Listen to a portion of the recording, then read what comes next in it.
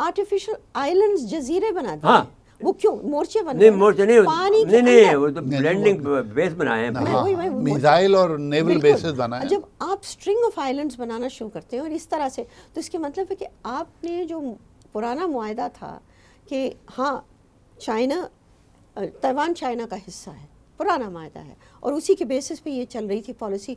उसी के बेसिस से समझिए कि आपकी वेस्टर्न इन्वेस्टमेंट भी चीन में आई, शेंजन में आई, वहाँ पे लगी, वहाँ पे एक कोऑपरेशन आपको even in Shanghai, German steel, German पे ये सब आए और इन्वेस्टमेंट की, तो एक कोऑपरेशन चल रही थी आपस में, मर्सिडीज बन रहा है, सब चीज़ों। वो अचानक आपने बैलेंस जो है इम्बैलेंस कर दिया है चीन ने।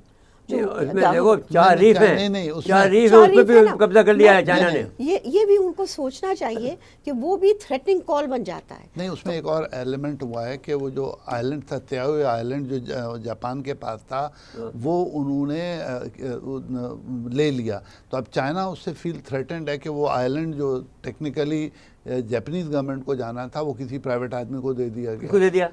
वो कोई बिजनेसमैन है, मशकूक टाइप के जो आर्टिफिशियल आइलैंड्स तो 10 वो साल तो, से बन रही हैं। हाँ, तो अब पीछे जाएं। नहीं, उन्होंने तो एक पूरा प्रोविंस बनाया है वही समुंदर मैं पे। वही तो मैं, और किसने बनाया? चाइना ने। चाइना ने। तो जब आप इस किस्म की एडवांस मूवमेंट्स करेंगे, you are sending a signal. अब उस सिग्नल के रिपरकशंस तो आएंगे। फिर आपने क्या किया कि जब आ रही है इंटरनेशनल शिपिंग, जो वहाँ पे रिवायती तौर पे चलती है, आप उसको बज़ करने लगते हैं, आप उसको हैरस करने लगते हैं।